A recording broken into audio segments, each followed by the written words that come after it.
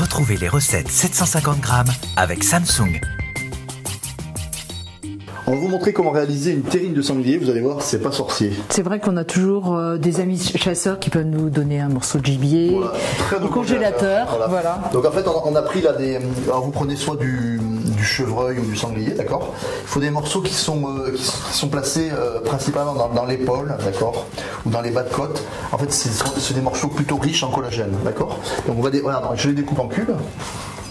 Alors plus tu vas faire des cubes petits, d'accord, plus mieux ça va mariner. Pour la marinade. Voilà, pour la marinade. D'accord. Il ne faut pas faire des cubes trop gros. Hein. Ok. Voilà. Voilà, hein, faites des petits cubes, pas trop gros, parce que plus vos cubes seront petits, plus la marinade va être efficace. Là maintenant, j'ai la gorge de porc. Alors la gorge de porc, c'est assez gras, hein, d'accord, c'est ce qui va apporter le moelleux à votre terrine. Et vous le découpez pareil en petits cubes. Donc là, on laisse le gras. Voilà, on laisse surtout le gras, c'est ce qui va apporter le moelleux à la terrine. Alors pendant ce temps-là, moi je vais préparer l'oignon. Voilà.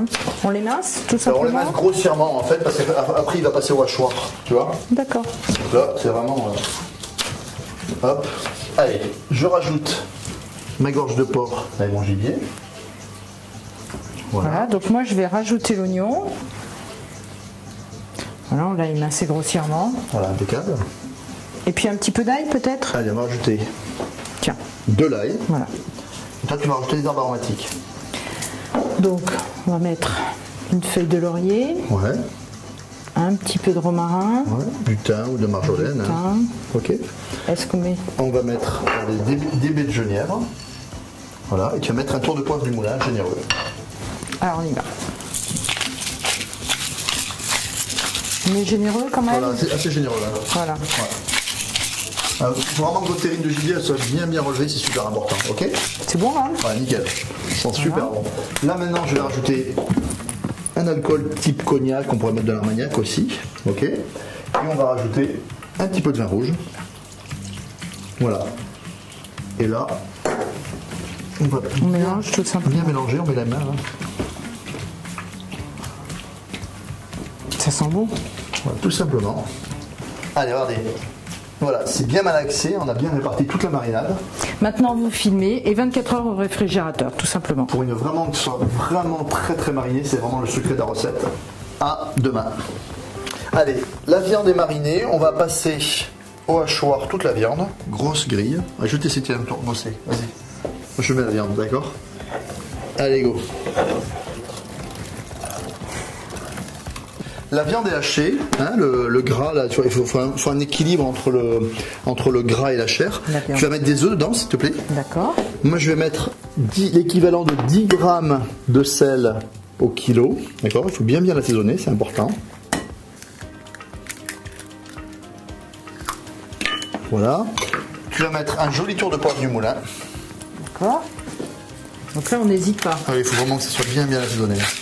Bonne terrine, il faut vraiment que ça soit bien relevé. Voilà. Et là, je vais malaxer à la main. D'accord. Ça marche vraiment mieux à la main. Hein. Voilà. Là, on a quelque chose de bien homogène. Là, on va le bouler un petit peu et on va le mettre. Et là, ce qui est important, c'est de bien tasser la terrine. Voilà. On tasse bien la terrine.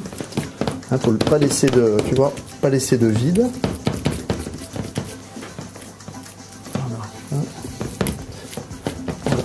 C'est très important. Allez, vous tassez bien. On va bien lisser dessus. Ok. Et là, maintenant, tu vas rajouter les petites herbes aromatiques qu'on a récupérées. D'accord, qu'on met. Voilà, on les enfonce un petit peu pour pas qu'elles brûlent. Voilà, ok. Là, on a préchauffé notre four à 240 degrés. 240. On va enfourner notre terrine à 240 degrés parce que ce que je veux, c'est qu'elle colore, qu'elle dore. C'est ce qui va donner du goût à la terrine. Et après, on va baisser notre four à 140 degrés. Et on va la cuire, ça, selon la taille, entre 30 et 1 heure. Et puis, on vérifiera la cuisson avec la pointe de couteau. On va vous montrer ça tout à l'heure. La terrine est cuite. T'as une petite astuce? Alors moi, je plante, regarde, bien au centre un petit couteau. D'accord. Ouais. J'attends 5 secondes. Je presse et il faut que le jus sorte blanc. D'accord. Ou alors après tu le mets sur la lèvre et si tu sens que tu te brûles sous la lèvre là, ici, si tu te brûles, c'est que c'est largement, d'accord. Alors après tu peux faire à la sonde, d'accord. Si tu dépasses 68 degrés, c'est parfait. Ok. À cœur. Ok. Maintenant, on va laisser la terrine 2-3 heures à l'extérieur dans la cuisine, comme ça, à l'air libre, afin que le jus, tu vois, il y a un tout petit peu de jus qui s'est écoulé pendant la cuisson, soit réabsorbé par la terrine. Dans 3-4 heures, on va le mettre au réfrigérateur filmé, d'accord, et on va attendre au minimum 72 heures avant de la déguster. Il faut vraiment que ça vieillisse un peu une terrine. Vous avez vu, c'est quand même pas sorcier, il y a eu une marinade, un hachage, une cuisson. Alors maintenant, il n'y a aucune raison que vous ne fassiez pas vous-même vos terrines. Hein. Qu'est-ce qu'on leur dit? C'est à vous. Bon appétit.